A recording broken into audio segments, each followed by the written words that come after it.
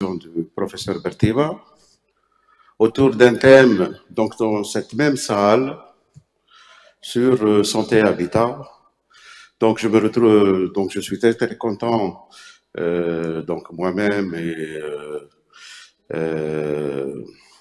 Touati Kamel, ancien DG du ministère de l'Habitat, d'être parmi vous. Je me réjouis donc. Alors.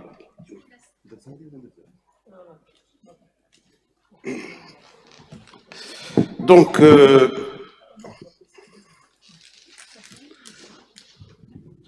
ne sais pas si on peut passer à l'image.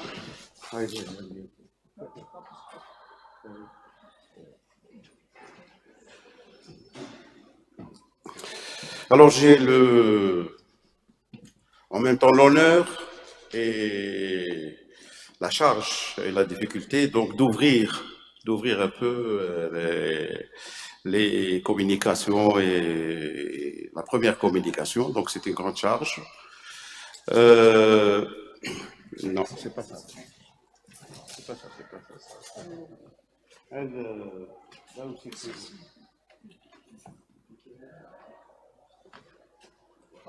Ouais, c'est ça. Ouais, c'est ça. Donc, une communication que nous présentons à deux, que j'ai intitulée Participation citoyenne alternative de co-gestion de l'espace public. Donc, on aura, cette communication va être développée en 4 points. Le premier, c'est, donc je partirai avec des exemples d'expérimentation de la participation à l'international. Donc c'est un rappel un peu assez rapide. La participation en Algérie, quelques initiatives organisées ou spontanées. J'insiste beaucoup sur le terme organisé ou spontané. L'expérience, le troisième point, c'est la réhabilitation du cercle de Ouargla. Ça, c'est une expérience personnelle que j'ai eue donc en étant dans mes fonctions au niveau du ministère de l'Habitat. J'ai eu à être DUC, donc directeur d'urbanisme de la wilaya de Ouargla. Et il y a eu donc un travail très très intéressant qui a été effectué au niveau de cette wilaya. Le dernier point, c'est si les 3 premiers points parlent surtout de cas ponctuels, mon ami Kamel Touati va parler de la participation dans les actions urbaines. Et donc il aura la parole à la fin pour quelques minutes pour nous parler du dispositif législatif et réglementaire en Algérie, c'est-à-dire que cette participation, il faut qu'elle soit sous-tendue par des règles, par donc une organisation, et quel est l'état de cette organisation pour le... Voilà un peu. Alors, comment ça marche, ma chère? Voilà. La participation, donc, c'est un concept qui est toujours en vogue. Donc, depuis les années 60, les expériences sur la participation s'accumulent. Et la question, donc, reste vive. Dans le domaine de l'urbanisme, elle devient un mode opératoire, hein, donc, où les habitants s'approprient les problèmes. Donc, ravivée par les réseaux Internet, etc., la participation offre aujourd'hui des perspectives indéniables à l'expression citoyenne dans presque tous les domaines, c'est pas simplement spécialisé en architecture ou en urbanisme. Et puis le processus participation, je considère qu'il est peu développé en Algérie. Et cette contribution permettra d'insister sur quelques cas significatifs. Donc on va parler des exemples internationaux. Là j'ai pris un village, un centre historique, donc des cas. Hein, j'ai sélectionné des cas au niveau de l'international. Le premier, il est connu par tout le monde, c'est le Construire avec le peuple de Hassan Fethi, qui reste quand même une référence hein, dans la participation citoyenne. Son gouvernant, il l'a construit déjà en 1947. Donc le leitmotiv, c'était faites-le vous-même. Hein, c'était ça, je n'insiste pas beaucoup, c'est les images connues. Le deuxième cas que je voulais présenter, c'est le principe de participation appliqué même dans la restauration. Donc il s'agit ici d'une expérience, c'est connu, la ville de Bologne, hein, dans les années 60, l'expérience de réhabilitation du centre historique, en laissant les habitants sur place. Hein, donc d'essayer de garder les habitants sur place. Ils sont représentés au niveau par des conseils de quartier, mais également les conseils de quartier, ils ont un droit de regard sur les choix, des options de sauvegarde, etc. Donc, on a beaucoup de bibliographie autour de cette question. Également, je voulais également insister sur l'expérience des salles au Portugal. Qu'est-ce que c'est, les salles? Vous savez que jusqu'en 1974, il y avait un régime donc militaire. Il y a eu ce qu'on a appelé donc la révolution des Miguel au niveau du Portugal. Et on a créé un certain nombre de comités qu'on a appelés les salles. Ce sont des comités techniques locaux qui ont beaucoup construit, hein, donc avec les habitants, etc. Dans la démarche des salles, l'architecte sur ceci, c'est qu'il n'est pas un décideur, ni un exécutant, mais un partenaire, hein, donc de la communauté, des riverains, etc., dont le projet est fait. Vous avez ici quelques exemples de projets qui ont été réalisés de 1974 jusqu'en 1976. Également, un autre domaine qui est les grands ensembles. Vous savez qu'à partir de 1974, les grands ensembles, on les a interdits en France et on voulait même, on en a détruit quelques-uns. Il y a eu donc un intérêt, celui d'essayer de réhabiliter, requalifier les grands ensembles. Et là, il y a l'expérience Lucien Kroll, qui est un architecte belge, qui a essayé donc de travailler avec les habitants. Il a essayé de puiser donc chez les habitants, leur proposer une architecture avec des images différenciées. Et là, vous voyez par exemple, là vous voyez hein, donc un bâtiment très très classique un bâtiment pur et dur grand ensemble, avec une transformation qu'il propose. Voilà le bâtiment, par exemple, ça a été réalisé au niveau, en France, à Alençon, le bâtiment, et puis les dessins, et puis la réalisation. Hein, donc, où l'architecte passe, ce n'est plus le décideur, c'est juste l'architecte, il est médiateur, plutôt, hein, de son architecture. Et il écrit, l'architecture ne peut être que collective et participative. Je passe au dernier exemple à l'international. C'est tout un travail fait au niveau de la ville de Bruxelles qui est publié sous donc les espaces collectifs par la Fondation Bédouin. Il s'agit de quoi? En fait, il s'agit d'un travail sur les places publiques. Et là, vous voyez, par exemple, c'est la place publique existante. Il y a une proposition qui est faite par l'architecte. Cette proposition passe au filtre de la population qui, eux, proposent un autre dessin. Là, ils n'ont fait que accentuer finalement la circulation. Ils ont fait une deuxième proposition. Et puis, en fait, après réunion, après etc., après donc consultation des riverains, on a retenu donc la proposition définitive avec ce qu'il faut, de la place pour les parkings, de l'accessibilité, la protection des accès, un chemin pour les livraisons, etc., etc. Donc j'ai trouvé que c'était, et ça a été déjà fait en 1980, en Algérie. On revient chez nous. Là, j'ai essayé donc de structurer, de chercher un certain nombre d'exemples. J'avoue que j'ai très peu j'ai peu de choses. Donc c'est pour ça que je vous propose ici 4 éléments, là, la place de Bembolé, de Tejbat, dans un village, etc. Alors je passe. Le premier exemple, c'est l'aménagement de la place Bembolé. Alors ça, c'est le produit d'un bâtiment se vide, parce que c'est un vide urbain tout simplement, c'est un ensemble de bâtiments qui ont été détruits. Ils ont donné, ça a donné cet espace existant. Je me mélange les. Hein, donc c'est la place de Bembolé avant aménagement, après aménagement. Qu'est-ce qu'on a fait là-dessus? Donc il y a eu l'APC qui a contacté les riverains, qui a donc avec les associations ont essayé donc de les faire participer avec un programme, qu'est-ce que vous voulez, un endroit pour les enfants pour le jeu, etc. Donc mais finalement ce n'est qu'une participation à la définition d'un programme, hein, qu'on a réalisé. Et on est loin de la participation type que je vous ai montré juste avant, celle de la place au niveau de Bruxelles. Là, c'est la réhabilitation de Tejbat. tout simplement. C'est un petit village au niveau de Benoît-Tirène. C'est un village de rien du tout. Hein. D'ailleurs, je vous montre une image. C'est à peine une centaine de maisons. Et vous savez qu'il y a des traditions, c'est pas ici que je vais expliquer aux gens, hein, qu'il y a une certaine cette ouïsa, cette participation, elle est presque ancestrale.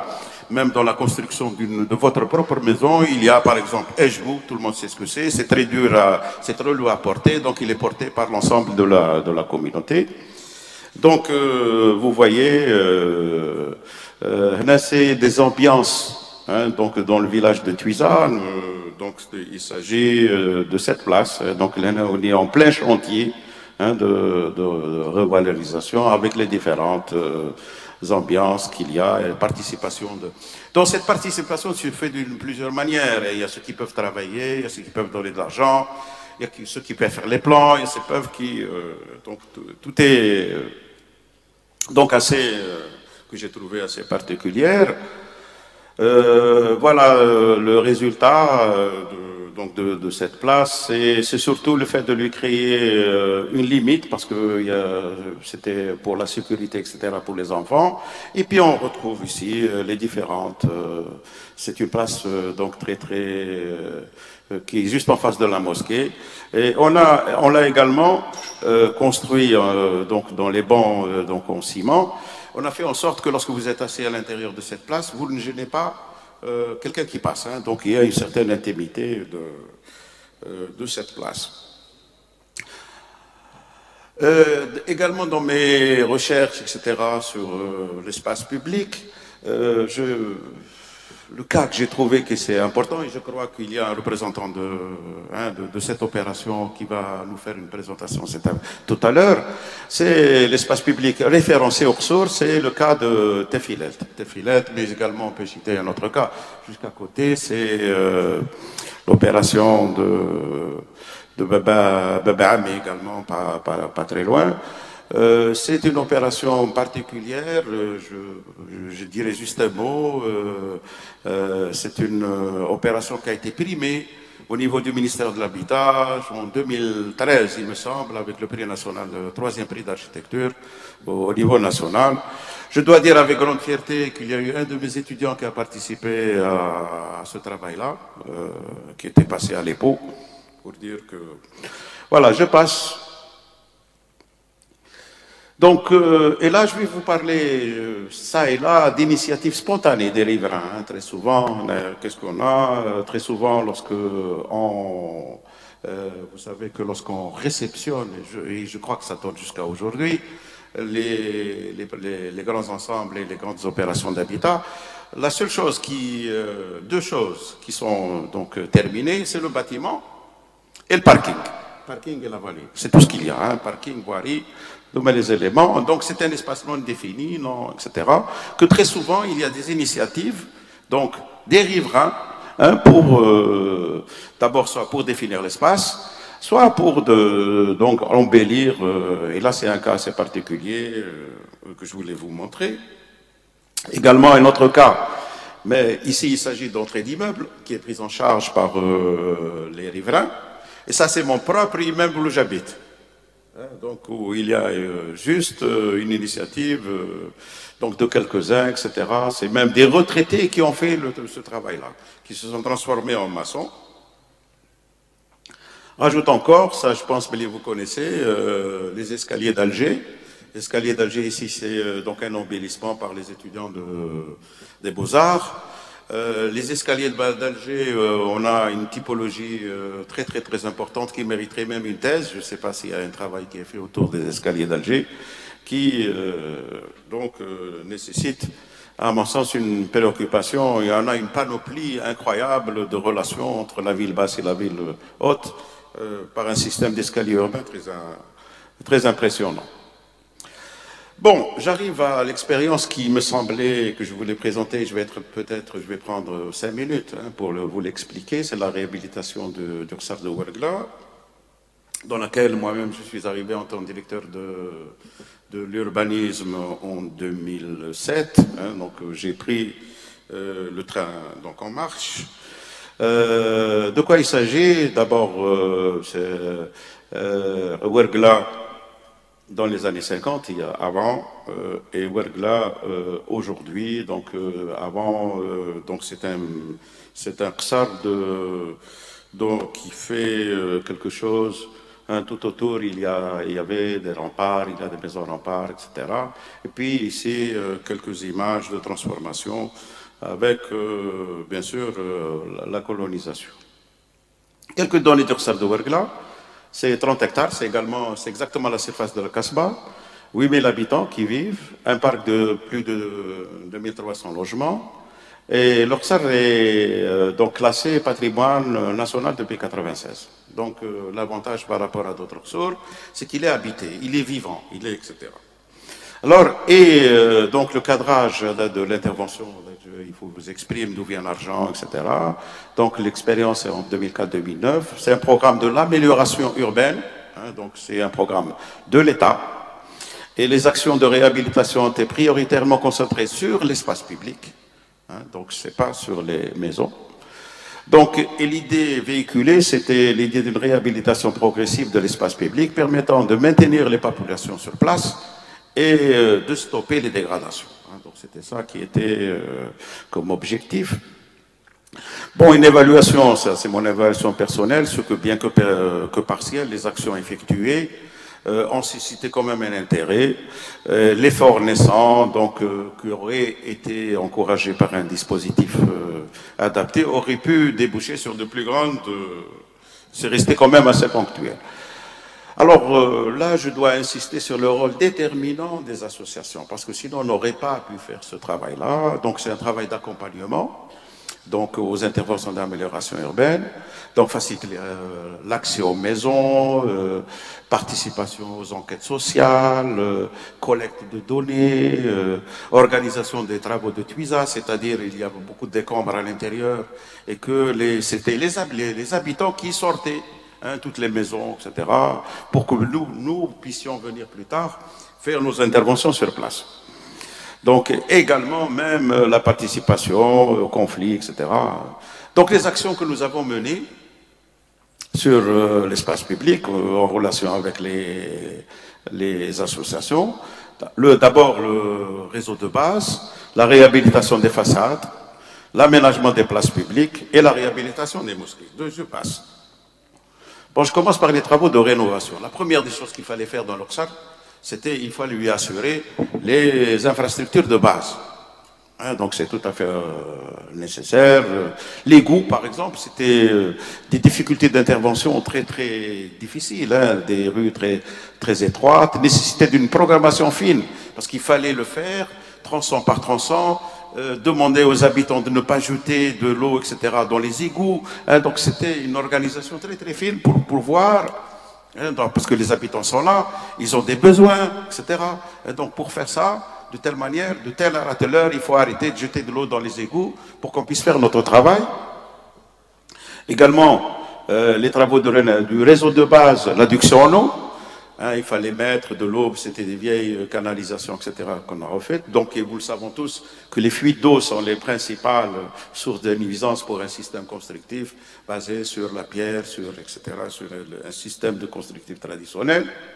Mais également, nous avons fait une réhabilitation sur les façades d'Oxar. Alors, il y a un pourtour de 3 km, et vous voyez, là, je ne sais pas qui a dit qu'une image vaut 1000 mots. Un avant et un après. Hein, ceci a été fait par un bureau d'études, etc. Bon, on pourra discuter tout à l'heure de la valeur de ça. C'est bien, c'est pas bien. Également, regardez, là, ici, nous avons donc une partie qui est travaillée, une deuxième partie qui n'est pas encore, qui est en état. Hein, donc, c'est n'importe quelle architecture anonyme, n'importe quelle réhabilitation de façade extérieure. Donc nous ne pouvons intervenir qu'à l'extérieur, c'est-à-dire nous ne pouvons pas, une maison qui est par exemple détruite, ne peut pas construire le panneau de façade et partir. Donc il fallait que le propriétaire se prenne en charge. Et vous voyez, c'est un avant, hein, une construction très ordinaire qu'on peut retrouver n'importe où en Algérie, et un après.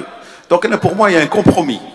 Hein, il y a un compromis parce qu'il fallait simplement, avec des éléments décoratifs, finalement quelque chose de très très simple, pour donner une autre image. Et je dois dire, là j'ai fait un peu le sud, qu'ils sont omnibulés là-bas par la recherche d'identité. L'identité dans l'architecture, ils le font peut-être un peu mal, ils le font, etc. Mais il y a cette quête qui est trop fortement présente au niveau de ma petite expérience au niveau du site. Ici, c'est tout juste donc comment requalifier une entrée. Hein, donc une entrée très anonyme, voilà ce que ça donne également hein, pour transformer l'adjonction en porte un traitement. C'est encore réhabilitation des rues intérieures, hein, donc un avant et un après, réhabilitation des espaces publics de transition, rues, ruelles, placettes, etc. qu'il y a à l'intérieur, et enfin réhabilitation des mosquées et zawiyas. Hein, donc ça aussi, l'espace il est très très important au niveau du Rsal. Donc un dynamisme de réhabilitation naissant, mais difficile à généraliser, parce que là vous avez quelquefois des paradoxes. C'est que oui, vous avez un côté droit, il est réhabilité, le côté gauche, il y a un problème, etc. Donc on n'est pas arrivé à systématiser cette opération, cette dynamique qu'il fallait créer pour tout le monde. Alors, le résumé des travaux, regardez ce qu'on a fait. Donc, il y a près de 3000 mètres de réseau d'assainissement, 2000 AEP, répartition, donc réhabilitation de façade de 1500 mètres linéaires sur 3000, parce que le pourtour du Rsal fait à peu près 3000. Et quelques réhabilitations de Juma'at, et puis surtout de mosquées. Hein, donc, des mosquées. Et tout ça, c'est fait par le chapitre 721, pour ceux qui connaissent. Hein, donc, c'est l'amélioration urbaine au niveau de la Duc de Ouergla. Alors, ces associations, moi, j'en étais réellement très, très surpris de leur présence, de leur dynamisme, et surtout qu'il y avait plusieurs associations qui avaient chacune sa particularité. Par exemple, il y a celles qui ont spécialisé dans le contact avec l'administration, celles qui sont associations des lieux de culte, les associations de promotion de l'artisanat, hein, donc qui faisaient un travail avec les femmes, etc. Et puis des associations de loisirs et d'animation pour les jeunes, les cours, etc. Donc très très organisé. Et on le voit ici, ça c'est par exemple, ça c'est un tapis dont j'ai le même à la maison, que j'ai acheté là-bas, hein, par les associations. Je continue. Donc un rôle très déterminant, hein, gestion des crèches, cours du soir, animation culturelle, organisation de mariages collectifs. Je suis arrivé une semaine, j'ai eu à assister donc à j'en ai encore 2 ou 3 diapos, si vous permettez l'attention.